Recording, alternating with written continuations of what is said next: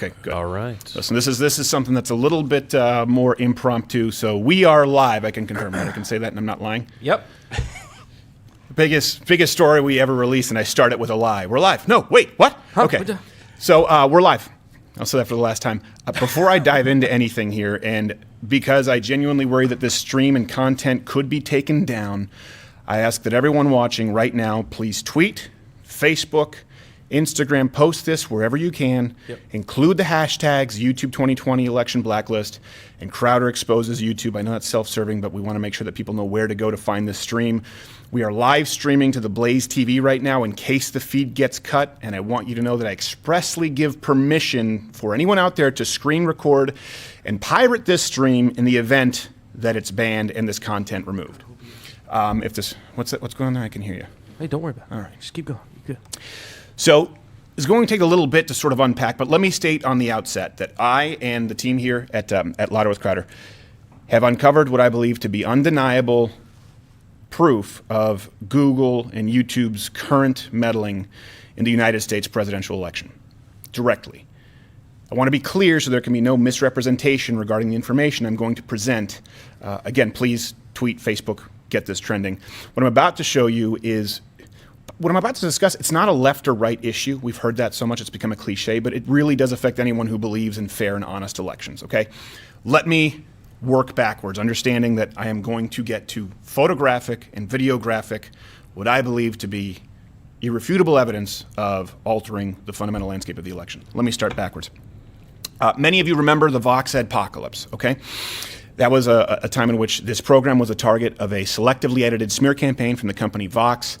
And it should be noted in which the parent company, NBC Universal, Comcast, they have at least a 34% ownership stake. The event, actually, the controversy went all the way up to the top of YouTube with Susan Wojcicki herself even commenting on the story publicly. Was it the Recode conference? Yes. Something like that? Yeah.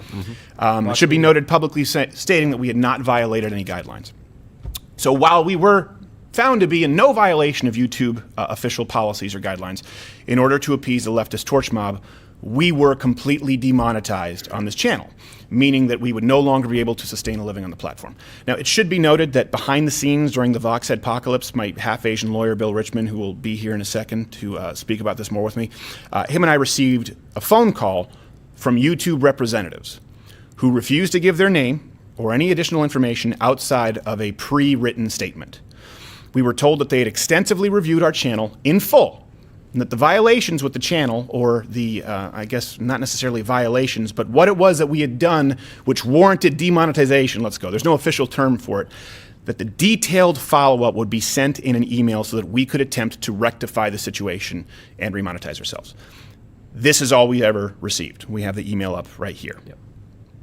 So despite multiple follow-ups asking for the promised details, YouTube went to complete radio silence. Again, I'm explaining this so you understand the backstory when we get to the evidence that doesn't involve me at all directly. YouTube went to complete radio silence.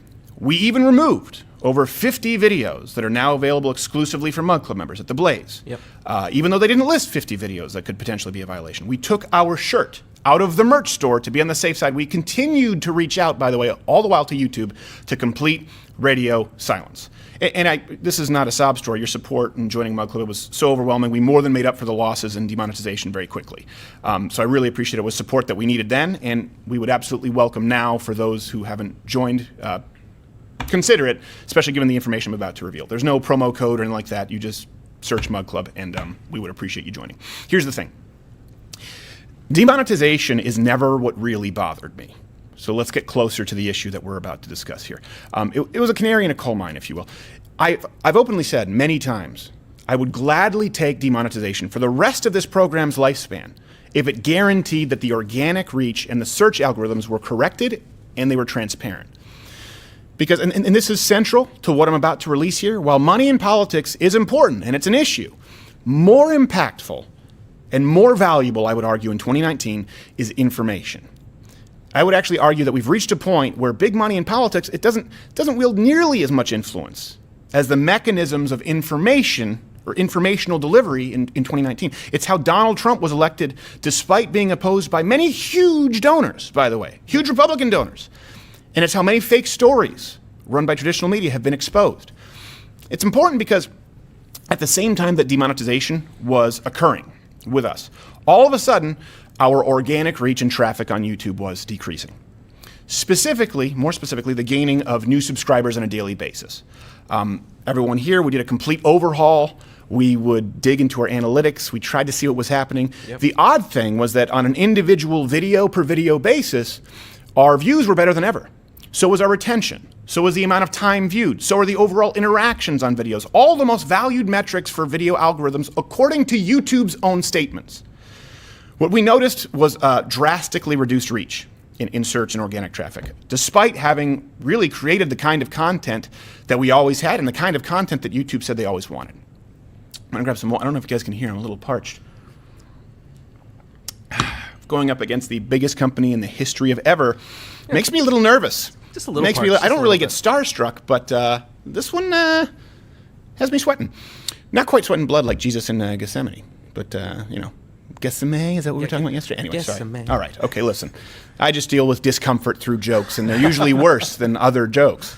I give you this backstory so you understand how it is, really, that a late-night host and a comic was able to stumble across some information that will be shared in this broadcast. It is only because of all this tomfoolery, if you want to call it that, if I may, on YouTube, that we had begun digging into the potential reasons for it, and we were watching everything like a hawk. We were continually running effectively comparative studies, analytics, testing for controls on a daily basis behind the scenes because of all that transpired.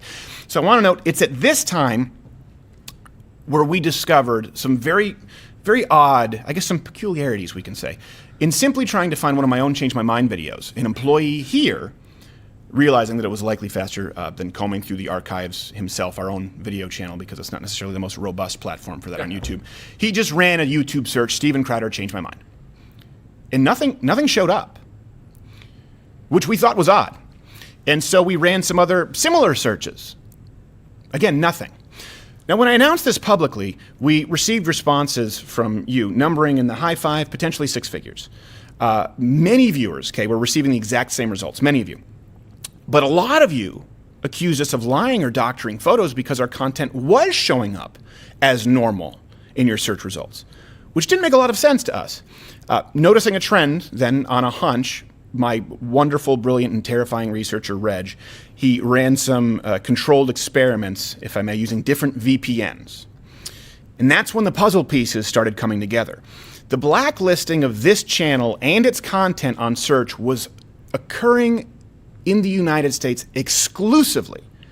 Let me explain what that means. That means that if someone searched Steven Crowder Change My Mind in Argentina or any other country, the appropriate content showed up. If someone typed the exact same search in the United States, nothing. Now we found, or we were sent, proof of this, many of these examples from countries all across the world. And it was concerning for several reasons. Okay? Not only because it provided a direct answer as to why the organic reach had plummeted, but more importantly, if this is the #1 conservative-leaning channel of all time on YouTube, okay? One with a vast majority of our fans being in the United States. Right. And one that has hosted not just a few, but many national presidential candidates as well as political figureheads. This week, I think we have Rand Paul on the show. So why would YouTube do this? How could it be an algorithm? And this is going to get to more of the direct evidence of the current election, but I want you to follow the story here. This is why we are in a unique position to uncover this. Didn't intend for it to happen. We just wanted to find out what was screwy about our channel. So how could it be an algorithm? And if they were doing this, by the way, to the largest conservative presence on the platform, YouTube, despite in their own words they found no violations of policies on our part, what could this mean for the political landscape of America, more specifically the 2020 elections? Okay, I expressed these concerns in a cell phone video, a flippant cell phone video, making sure to communicate that at the time I didn't have any evidence available to me of this occurring to anyone else, but I encouraged everyone out there to send in your own test results. And I also expressed my concern in potential election engineering. So this is several months removed from the Vox adpocalypse, a cell phone video. After this, for the first time since the Vox adpocalypse, I was immediately contacted by YouTube. And this time, not by faceless, nameless people reading a statement, but representatives in positions of power who were looking to try and ameliorate the situation. Which, of course, I found odd. Why reach out to us now? Why did everyone refuse to talk to us when we were at the center of this national scandal that the CEO of your company had to address publicly when our livelihoods were on the line? Why did we receive complete radio silence? And now, because of a throwaway cell phone video, direct contacts to the higher-ups and assistants with our channel? Seemed really odd. But wanting to act in good faith, we opened communications while we were still conducting more research experiments behind the scenes. And usually the excuse that we often hear, and that you'll often hear from YouTube, is that all of these results are based on algorithms. That's kind of been the crux of this, is these algorithms are designed really to best serve the most relevant content to viewing audiences. That's the constant defense. Obviously, that didn't add up in our case, when people couldn't find our content exclusively in the United States. So after the initial call, the contacts at YouTube were kind enough to switch the status of our channel to show I believe it's called the prominent user interface, if I'm not mistaken. And that includes a channel card, which identifies our channel, and a link to the subscribe at the top, along with our videos and suggested links column. Yep. And we were notified that not everyone had gotten this, including some other prominent channels. This is important because it proved two things. One, for the first time, someone at YouTube was actually paying attention, and more importantly, two, that ultimately there was a person, or is a person, at YouTube who can make these kinds of calls, or at the very least can correct and guide them, as was the case with our channel. Finally, this brings us to some evidence that we just stumbled upon as it relates to the current DNC primary election. So many of you have probably guessed where this is going. A lot of you may not, but let me start this with Tulsi Gabbard already has a pending lawsuit with Google/YouTube Alphabet for what she perceives as unfair treatment. Now I want to let Tulsi Gabbard explain the case in her own words first. I know that you had some problems that you are contesting. Google did not treat you fairly after the last debate. Yeah. Tell us about that. Look, in the first debate, I was on the first night and I was the most searched candidate of that event. Unfortunately, Google chose to arbitrarily block our Google Ads account for several hours at the time that was most critical for our campaign. I'm suing Google for taking that action. They've provided no valid explanation for why that was done. There was no wrongdoing or problem on our part, not because of me, but because of this monopoly, this power that these big tech monopolies have to simply shut out people arbitrarily. This is a threat to our freedom of speech, and it's an important thing for us all to stand united in calling out and to protect, because whether you're a Democrat or Republican or on the left or on the right, for a big tech monopoly to have this power, this affects all of us. Okay, and let me be clear, I don't really agree with Tulsi Gabbard on a whole lot. I wouldn't vote for her if she were the candidate for president. But I can still tell right from wrong. Her lawsuit, let me be clear about this in case you didn't fully grasp it, it centers around her being blocked out from Google AdSense accounts.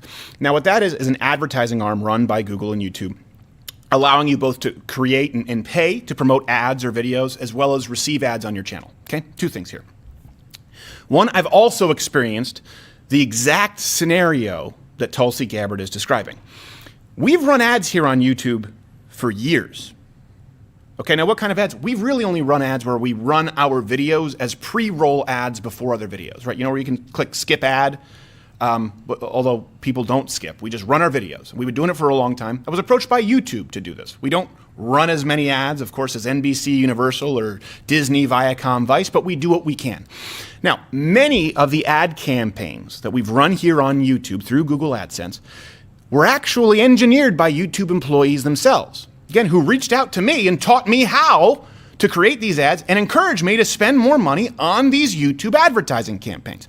But at some point, they decided that these campaigns, the ones they initially created, were now a violation of policy and began locking them out.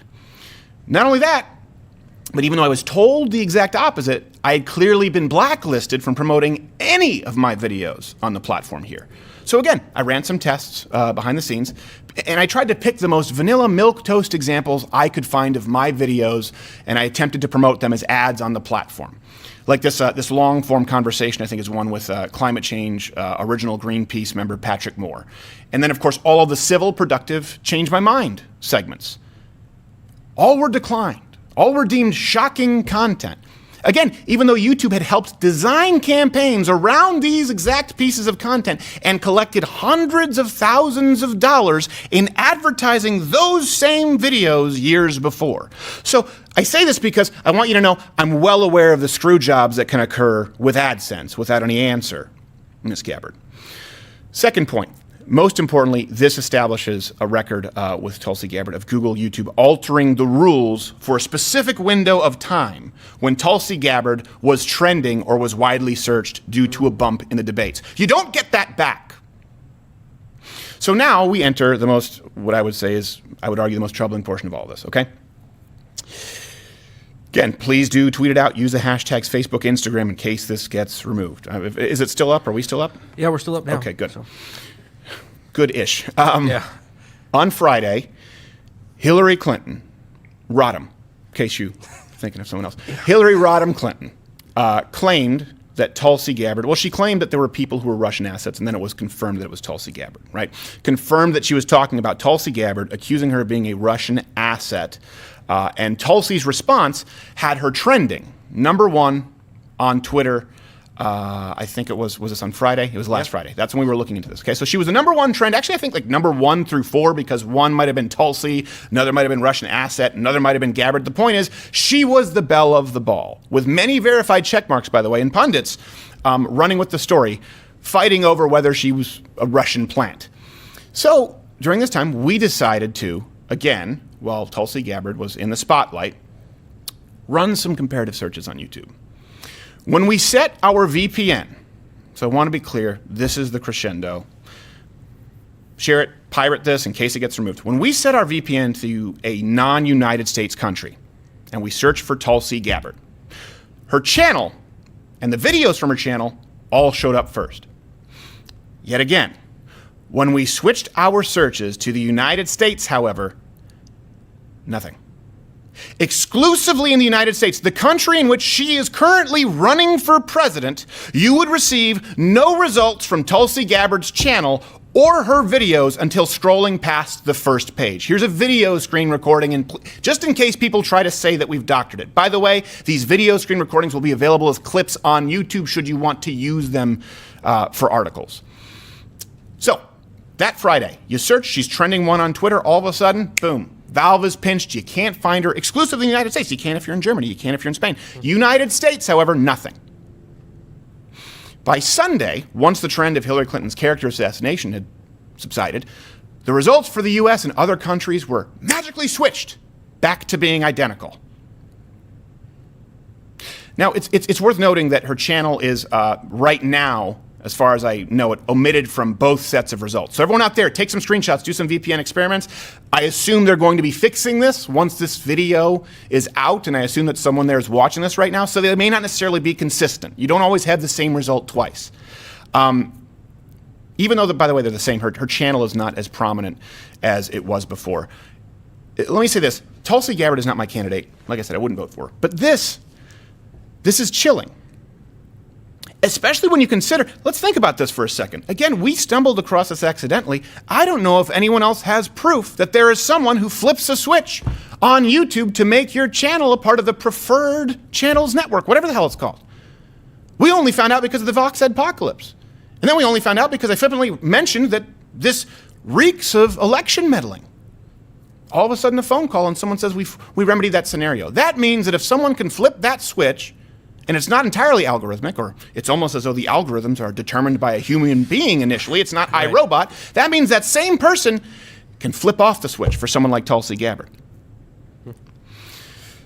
All of this is spine-tingling. It is hair-raisingly scary. And if you're interested in a fair election, whether for the presidency or just for the Democratic candidate, for the presidency, this should raise some major red flags. The influence that big tech has and their willingness to manipulate information in the face of what should be a democratic election, regardless of whether it's happening to someone I support or not, is terrifying. So let me address some arguments, by the way, that I know will be presented. And I hope that you are being skeptical of this. I encourage you to be, and I encourage you to run your own tests. YouTube and Google will inevitably claim one of three things, or several, because this is what we've run into. This is always what they claim publicly. One, that it's simply algorithmic. It's not. Again, this channel is singularly unique in that we're able to prove that it's not because our channel was fixed by someone manually. Someone flipped a switch. Someone could unflip that switch for Tulsi Gabbard. Two, YouTube may try to pass this off as an accident, a result of a poor, lower-level employee with bad judgment, claiming that this was an oversight and that the individual didn't make the proper corrections. They have since addressed the issue. Don't buy that either. Okay, why? We've been in direct contact with decision makers at YouTube who are aware of these problems and have been trying to do damage control to fix the problems. Okay, it would stand to reason that the status of a current presidential candidate who is actively suing YouTube would be under the same kind of close watch from the world's biggest information and technology company, and that she wouldn't be someone pawned off on some patsy for the higher ups. Doesn't pass a sniff test. Three. This is another argument they'll use, and this is most important. YouTube in the past has consistently argued that their algorithms, policies, that they are the results, well, they argue that it's a result of algorithms, but they do argue, let me be clear here, that the algorithms, the policies, the results that you find are often geographically dependent. That's something that we were told. It's something that many of you have been told. And that's because it's geographically dependent because it's designed to best serve viewing audiences with the most appropriate content for their search. I've heard this argument made a whole lot, and I expect it to be made now. If that's the case, I would implore YouTube, please, because I know someone there is watching, could you please explain to me, your shareholders, and in all likelihood, a congressional hearing, why you believe it most appropriate in serving your audience to block the content of a United States presidential candidate exclusively in the country in which she is running? How is that best serving anybody? In the same way, how does it serve the audience searching for Steven Crowder, Change My Mind, to not show them what it is that they are searching for? I'm sure shareholders and people who want to understand how these algorithms and big tech work, they would love to know why it's in their best interest for users to not find the content they signed on for and are actively searching. How does allowing Tulsi Gabbard's channel and videos to show up everywhere around the world except for the United States best serve your audience? YouTube, you are in the information business. And I want to clarify this. We say big tech. No, it's the information business right now. From a business perspective, YouTube, how does it make sense to preclude your users from finding the content they are searching for specifically and passionately? The only answer I can come up with, in the face of mounting evidence, is that it's not even profit-driven, but to an extent ideological. And finally, to the detractors who I know will say, well, Tulsi's not a serious candidate, right? We hear this a lot. In the grand scheme, it doesn't really matter. Tulsi's not a serious candidate. Okay, you know what? I get it. Not very high in the polls. People say the same thing about us. Well, it's just some right-wing edgy channel. Who really cares? Well, actually, it's the biggest conservative channel in the history of the world's largest media platform because of you, and we are so grateful. I don't say that boastfully. I say that in a terrified, from a place of terror, because who knows where we'll be tomorrow. But the biggest conservative channel on the platform, they've actively tried to silence it. Tulsi Gabbard is not a serious candidate. I hear that. Well, let me ask you a question. Let's assume that's true. Why do you think that is? We often hear the left talk about big money in politics all the time, right? The Koch brothers, oil money. And listen, I think it's a problem, but the Koch brothers opposed Donald Trump. And money can't save people from the viral news cycle in 2019. Donald Trump, like it or not, is the new media president. He can affect the globe with his tweets. That's why it's an international scandal. You can't buy that. Bernie Sanders didn't have the money or the power that the Clintons did, and it took everything they had to try and shut him down.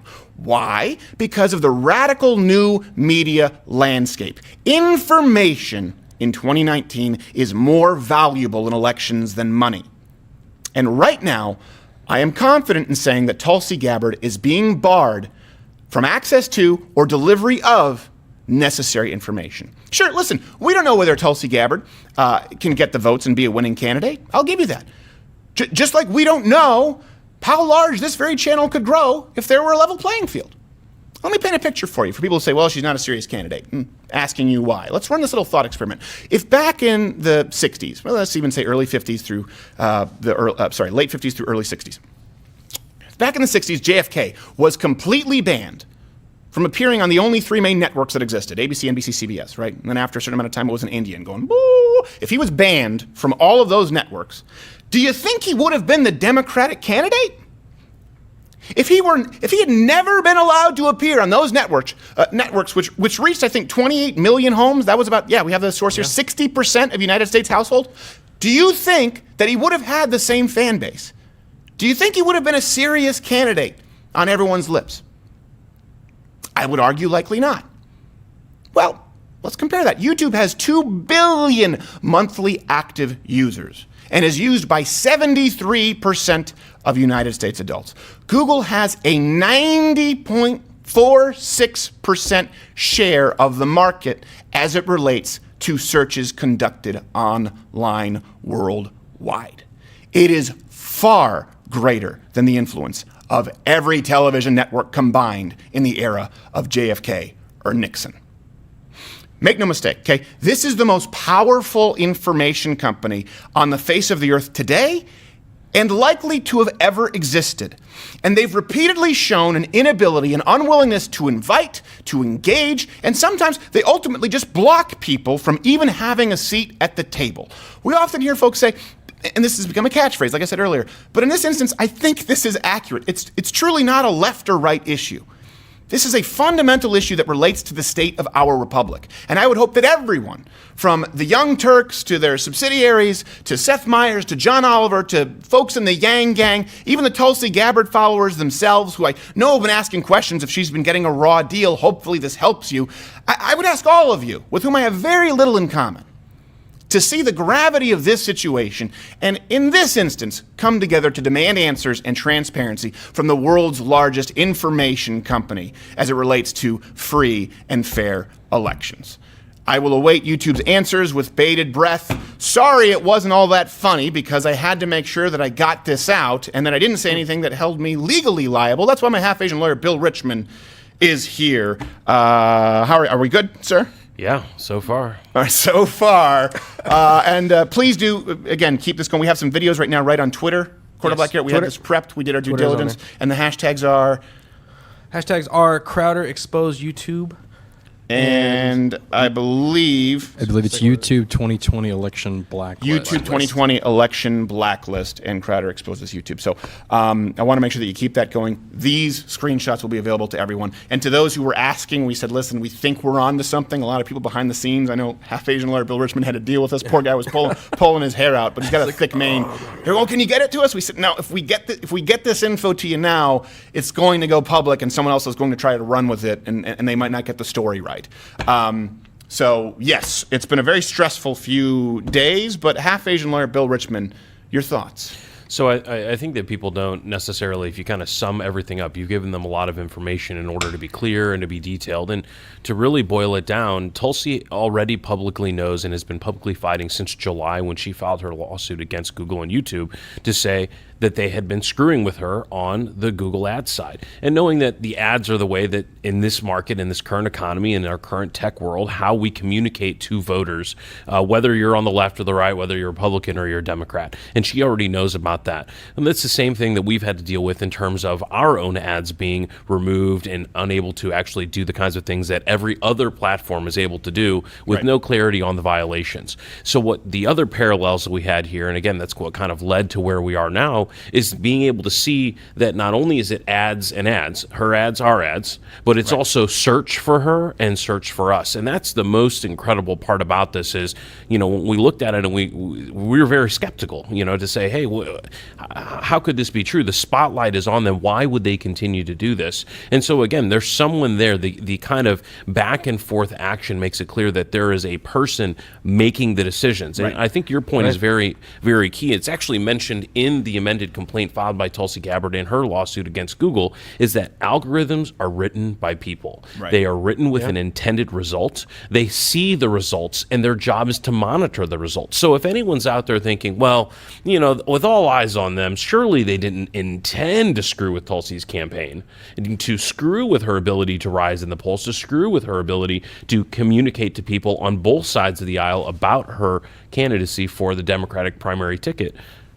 One still has to put the blame back on these companies for not taking the action that they could. It would be kind of going back to that first case that we dealt with together with Facebook. Remember, it wasn't, up at the top, they were saying, well, we had no idea that there was this group of contractors who were supervised by employees that had a written policy that included a blacklist, and you happened to be on it, and, but it was an accident, right? Well, clearly in the years that's happened, that excuse no longer makes sense. For people who don't know, that was was it Engadget or Gizmodo? Gizmodo. That's how Half Asian lawyer Bill Richmond and I initially met. Was there was a list of people on Facebook to throttle, to make sure that their really, I think this was a list to make sure that their content wasn't trending. And it was like Breitbart, Drudge Report, some conservative organizations, and yours truly, for some reason. I'm going, well, this is really bizarre. Yeah. And I reached out to Half Asian lawyer Bill Richmond. The thing is, at that point, they didn't argue it at all. They just argued that, well, these were some rogue employees who did it, and we've corrected the problem. And at that point, no one was really looking for it, right? We just stumbled across this. It was actually a friend who was a groomsman at my wedding who introduced me to Half Asian Bill, and a wonderful friendship blossomed from there. That being said, that can't be the case here, because this is a current presidential candidate who is already suing the company. They wouldn't be able to say, well, we had no idea. We passed her off to some low-level employee. If that's the case, then you're far too inept to be the single biggest information delivery company in the history of mankind, and there needs to be some more oversight. Well, and I think the other question there is that when we saw the Facebook situation, remember, there were inquiries from the Senate, from Congress, representatives were reaching out. There was many statements that Facebook had to make to explain and to try and give some information, and they were able to get away with not having to say too much about exactly what had happened at that time, but had to really open the kimono, if you will. And here, there's really no other answer that YouTube can give other than to say, well, you've got to look at all the files, and you've got to get a congressional hearing. I mean, these are the kinds of things where, regardless of the validity on the legal aspects of Tulsi's lawsuit, I know she's had to switch from different claims, and actually just a week ago, Google and YouTube filed a lawsuit. They filed a motion to dismiss her entire claim. Now, they don't want to provide any information. They don't want to provide any data. They don't want to provide any explanations, even just on that issue. So for them, on her being blocked out. On her being blocked just on the ad by the way, side. she doesn't know about this, Tulsi Gabbard. This is very new information. No one, as far as I know, has talked about this or revealed this information, that while she was trending last week, being accused of being a Russian asset, you search anywhere not in the United States, Tulsi Gabbard's content shows up. Search in the United States, ghosted. She doesn't know this. We'll be reaching out after this. And if you just want to draw the parallels there, on the Friday that we discovered this, on the Friday that she was trending because of Hillary calling her a Russian-backed groomed asset, that was the day that YouTube filed its motion to dismiss her claims. So if you're asking as a consumer, just like companies may try and use the law to be able to skirt and be able to use the current legal system to get away from answering questions, what they can't get away from are the customers. What they can't get away from are the viewers and the creators who want to know, if I'm, regardless of political ideology, if I'm not the favored person, am I going to be treated differently? And here, it's all very clear. No one. There may be a lot of people who enjoy Tulsi Gabbard's frankness, who enjoy her service to this country, but have very differing views on her politically. And I think that's most of us on this show. But that doesn't mean that we're again in that classic line. No. We may not agree with what you're saying, but we'll fight for your right to say it. And what's clear now is that YouTube is not interested in fighting for your right to say it if you happen to be a disfavored Democratic candidate. And I think where we can also all find some common ground, we can all, hold hands and sing Dahu Dorhe around the Christmas tree and agreeing that Tulsi Gabbard is fine. She's a good-looking lady. Hey. Good-looking lady. Not wrong. Watch, they'll throw this out due to egregious sexism. Because I said she's an attractive woman. Cancel. There's a strike. We're bridging the divide here. No, something else that's also really odd to me is Tulsi Gabbard she's been tarred and feathered so much, she's really, I mean, she's pretty far left. She's only moderate as it relates to free speech, and she was the one who named a cutoff when it came to abortion at 28 weeks. That's 7 months. So I don't necessarily think she's a radical pro-lifer at that point. Right. But it is odd. It's like, why isn't her stuff showing up? Why has the deck been so stacked against her? Is it because they want someone so much further to the left than Gabby? Or could it be this idea, Hillary Clinton might toss her hat back, and then we have no idea. This is entirely conjecture. It's just weird to me that she's seen as a Russian asset because of slightly conservative views, really libertarian views, in that she's a non-interventionist, and she thinks she shouldn't be able to have an abortion after 7 months. Is that worth being blocked out? It's extreme, Stephen. It's extreme. I don't know. Well, that is the craziest part about this is there's so much unanswered, and there's only one company that has all of those answers. We can see the results, right? We can see the physical search results and how they get modified, and we can certainly extrapolate from that the impact on not being able to have a voice when you are the most trending topic on Twitter in a very fast news cycle surrounding a Democratic primary. We can see all of that, but what we can't see is the motivation or the mistakes that were made. And those are the answers that the people of the United States, again, the people who don't get to see Tulsi Gabbard or Steven Crowder's show when searching in results, those are the answers that need to be given. Right. And I want to be clear, too, full disclosure, we have spoken with YouTube in recent times, but those conversations are to be kept confidential, and we would no point discuss this with them, Tulsi Gabbard, or anything like this. I just want to be clear. Yeah, we have not discussed I don't know if I have to say that legally. Like, we didn't discuss Tulsi Gabbard with them. I don't know. You're the lawyer. Am I good? You're good. Okay. All right. I just don't want to get. I don't want to get sued because I use the wrong pronoun or something like that, and that's a violation of policy. You're still not already safe. happened. But I will say this: I have not made myself available. But any of the, I always am confused whether it's committee or a hearing when they do these. Yeah. When they have these different committees. So they have committees, they have subcommittees. Most, I don't know if every single representative and senator is on a various committee, but I believe they are, and they are on maybe 5, 6, 7, sometimes even 10 or 12. And then those committees will have certain power to send subpoenas, to call people down, to ask. Sometimes they just do it voluntarily, right? Okay. Because of hey, if you don't want to show up, right? Susan Wojcicki says, hey, I'm just really too busy to answer questions about influencing the Democratic primary. That's an answer in and of itself. So there's a power there that can be exercised, and this is, if there are any aspects in which you want to see the kind of coming together like you saw with Ted Cruz and AOC on some topics. These are the kind of topics because every side has these questions. Well, and I want to be clear, we haven't been available before, but both myself and half-Asian lawyer Bill Richmond will make ourselves available if you need us to. Would it be testify? Is that what it is at these points? It could be. It could Testify? be maybe under oath and maybe otherwise. So. Okay. Well, I want to make sure that you guys understand, to anyone who might be watching. Again, we've hosted politicians here on this show, senators, congressmen, people who have run for president, who might be running for president. There is no one out there who has had the same kinds of conversations, relationships, or the overall plethora of evidence that we have as it relates to YouTube, because we've had to deal with it on the AdSense side, we've had to deal with it on the organic search side, we've had to deal with it on the demonetization side, and because of this, we have been aggregating so much research over the last several decades. We want to be clear, this is not us going, oh, it's censorship. That's not what we're talking about here. We are talking about dishonesty and misleading business practices as it relates to our case. As it relates to Tulsi Gabbard right now and this new evidence, and we are going to be searching for more. We encourage you to search for more and send it all to us. It is very disconcerting to see the amount of power that can be exerted over, if you want to call it just the election, but I think this goes far beyond the election. It goes to a shifting cultural political landscape. Yeah. Really. So let's get rid of the top conservative channels that exist. And then let's get rid of the moderate Democratic candidates. I'm not saying this is exactly what's happening, but I am saying that undeniably, you look at it, is so odd, and there is no answer for why our content would show up in countries not called the United States, and why a United States, I always forget, Tulsi Gabbard, Congresswoman, Senator. Congresswoman. I think she's a congresswoman. Representative. If I get that, she's yes, okay, representative. Why a United States congresswoman would show up in Chile and not the United States. None of the excuses we've heard thus far would work. It's algorithmic? No, it's not. We're the only ones who would have proof that it's not for a lot of these. The idea that it was an oversight, low-level employee? No, it's not. She's suing, and you guys filed a motion to try and dismiss this lawsuit. So it's obviously on your radar.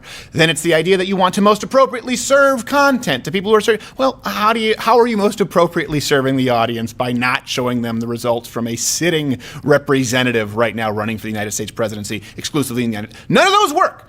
These are the excuses that have been trotted out before. My guess is they'll probably say, oh, you know what, it was a glitch. That's still really bad.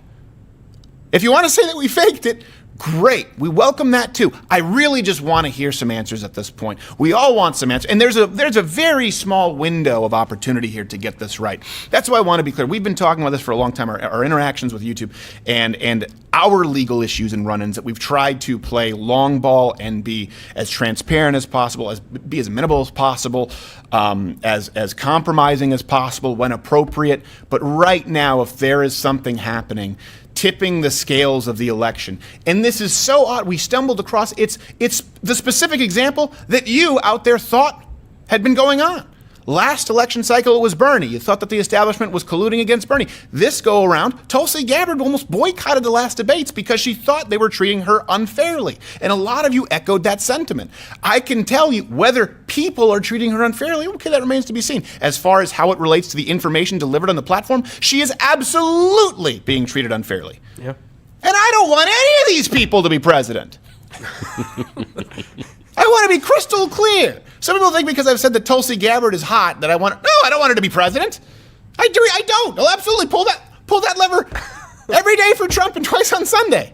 But I want, and this is a big thing too, I want it to be an honest win when President Trump beats whatever candidate it is. And I want that national election, that general, to also be honest. I don't want Democrats to not be able to get a candidate. Say what you want about President Donald Trump. He was the candidate people wanted. You can't say that he was pushed by the Illuminati or the Koch brothers. None of them liked this guy. They all thought he was going to burn it down. It's the first time you have Republicans who went never Trump, right?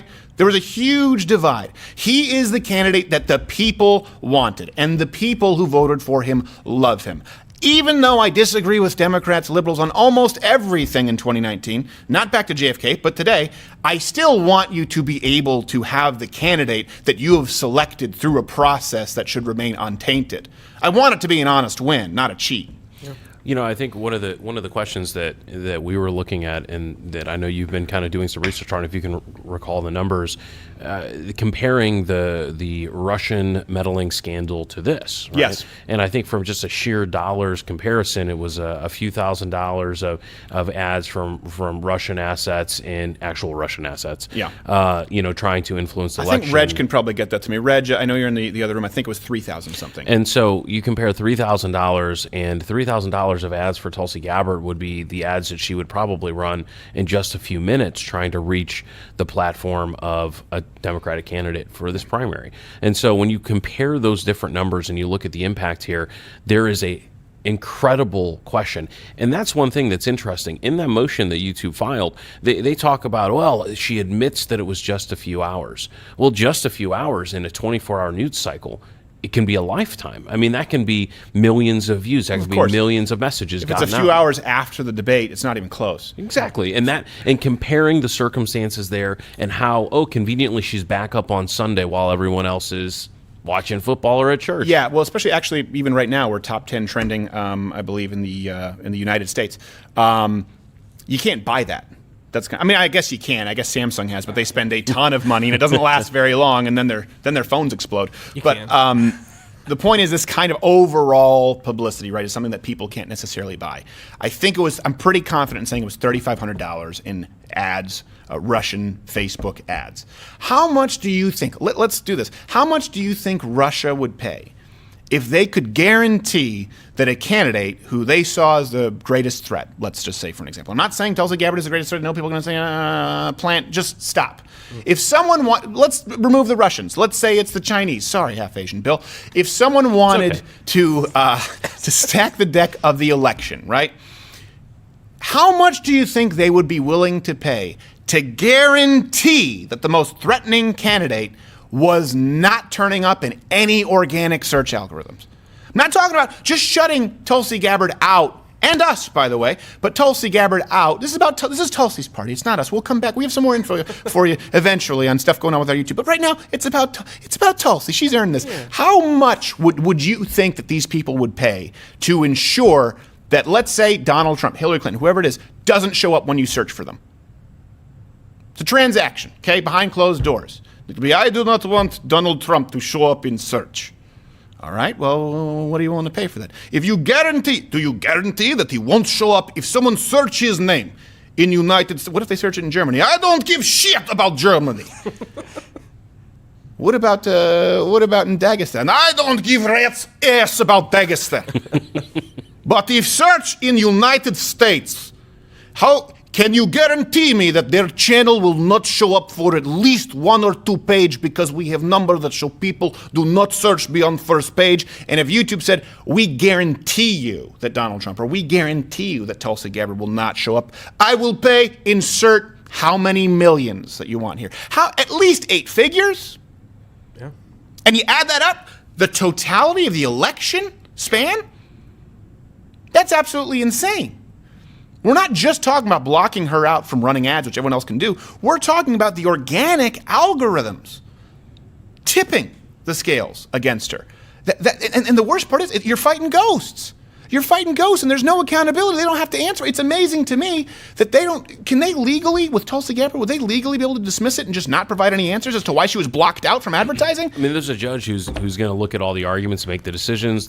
Tulsi's team hasn't even had the opportunity to file the response. I mean, the motion was just filed on Friday. Again, the day that her search results were blocked in the United States while she was trending #1 in the United States. But once ultimately the core of the arguments are there, and frankly, any ability to not get the answers from the lawsuit is an indictment of our current statutory system that would allow a company like YouTube or allow a company like Facebook to be able to say, hey, we're just a platform. People just send messages, they post what they're going to post. We don't edit those contents. We're not a publisher. We're not a broadcasting studio subject to other restrictions. Right. And what's clear here is that their action that they're taking, separate and apart from the more egregious sin of interfering with the election and with a specific candidate, is the issue of whether or not they are on one side or the other of that publisher or platform divide. And what everyone continues to ask, and what they continue to get pressed on but don't give clear answers, is which is it? Just pick one. I almost don't think, I mean, this is me, and I'm not a lawyer, but the fact that Google and YouTube host debates themselves seems to me that would enter the equation. That they're no longer just a neutral platform where people tend to go to watch debate streams. When it's actually hosted by Google YouTube and people are sending in questions from Google YouTube. That's why Tulsi was going to protest the last debate, because she was saying she thought she was treated unfairly by Google. That's got to open the door to some higher standard. I think all of those different factors go into play because it's a pretty complex analysis to decide, are you on one side of the divide or the other. But when you add all of this up together, it creates a scenario that's hard to deny. When you're determining what ads are going to be placed, when you're determining what people can say, whether they're advertising a business or not, or it's political ads, if you're changing what people can find and how easy it is for them to subscribe or get notifications, if you're making it difficult for people to be able to find you in search results or to find you in suggested feeds, I think by definition, somewhere along there, you cross the line into being an editor. Right. And when you've edited the content and you become an editor of content, the whole landscape shifts. And that's not even to get into the idea of the paid partnership program and monetization, where YouTube applies different rules as far as, and I would imagine the same applies in running ads, where they say, well, not everyone has a right to post on YouTube, but not everyone has a right to be a partner, to be paid. Yeah. And at that point, seems like you're venturing well into the realm of publisher, because you are determining who can and who can't make money off of YouTube, which is fine. I'm fine with. But again, there needs to be some sort of transparency there. In my opinion, you are the lawyer. All right, the hashtags, we're going to go. We'll keep you updated. Hopefully we hear something back. Hopefully you hear something back. Look for the statements in the public and look for those 3 arguments that they always make. They don't hold water, that it's just an algorithm. It's not. There's a person. It was some low-level employee. It absolutely couldn't be. Or the idea that the algorithms best serve the audience. You tell me how you best serve the audience by not serving Americans information regarding a current American running for president who's also a current United States representative. Look for those 3 arguments and immediately dismiss them and ask for another answer. And please run your own searches, not just Tulsi Gabbard, not just Stephen Crowder, changed my mind, but other presidential candidates, political topics. The only way that this gets out, the only way that this gets corrected is, of course, legally. And like we said, we will make ourselves available for any hearings or cross-examinations or whatever legal terms Bill knows. Yes, what were you about to say? I was going to say, for those who are skeptical, and I know this is going to get out further than just our normal kind of right-leaning or conservative groups, this will hit all the different types of groups in America. In case you're just not concerned about a conservative or a not liberal enough candidate being restricted on YouTube, and maybe you think that's okay, I would ask you to go back and look at the different lawsuits, complaints that were made against YouTube and Google and Facebook for complying with the restriction of LGBT content, of other left-leaning content in countries like Saudi Arabia or China or Russia or other countries like that. The power that they have is acknowledged, They acknowledged using the power, and now we have evidence that they're using it to interfere with an election. Yeah, and I would say I was about to go, and I felt like I was on a roll, but I think that's such a good point. And even though I know it's really easy for a lot of people out there to demonize us because we have a shirt that says "Socialism's for figs," and you say we don't really care, no love lost if we're gone from the channel. For big tech companies who talk about their philanthropy and talk about being able to affect positive change on a global scale, right? And so it's easy to hate us because you think, well, we make jokes, therefore it must be, if there's a racially charged joke, it must mean that someone is racist, or if we're conservative, it must mean that we're a Nazi, right? Think about what this means overall for not just LGBTQ, but people in other countries who are still fighting for their civil rights, who are still fighting for their rights to access information freely if you have the biggest tech monopolies, tripopolies, if that's a word, working with governments to enforce their policy or to dictate what governments are installed. And I would also ask, what possible altruistic argument could be presented here right now? It's easy to say, well, Steven Crowder shouldn't be on YouTube. Okay, fine. It's easy to say, I don't know, Dennis Prager shouldn't be on YouTube because he's one of those Nazi rabbis. Okay, fine. But how do you say, you know what? Morally, we're justified in making sure that people who are searching for Tulsi Gabbard don't find her in the United States. That's the right thing to do. I just don't see a moral case, even if we disagree on everything. And I don't see a moral case because I don't see it as a moral decision to ever silence voices of dissent simply because you can, even though it's unethical and it's what you claim to not do. But I get it. That's just me. That's my worldview. But I don't see how anyone, even from a leftist worldview at this point, could look at this scenario and say, yeah, that's the right thing to do because I don't like her. There's nothing good about this here, folks. Nothing. And I also don't want you to assassinate the message. Again, I'm not a Tulsi Gabbard person. She may not even want to come on the show to talk about this because people scare her off. And if you're afraid to do the show, you don't have to do the show. But I want this info to get out to as many people as possible. Please keep it trending, post it, write articles. I know we have is it Crowder Exposes YouTube, and is it 2020 Election Blacklist? Yep. YouTube 2020 Election Blacklist. I'll put it up. And I encourage you, comment. We're going to leave this stream up. Anything. Any upside that you can see to this happening right now. I don't. I fail to see it. And I try to. The reason we do Devil's Advocate on this show, and the reason we do Change My Mind, is because I firmly believe if you cannot argue your ideological opponent's position, you have no business holding your own. I can't.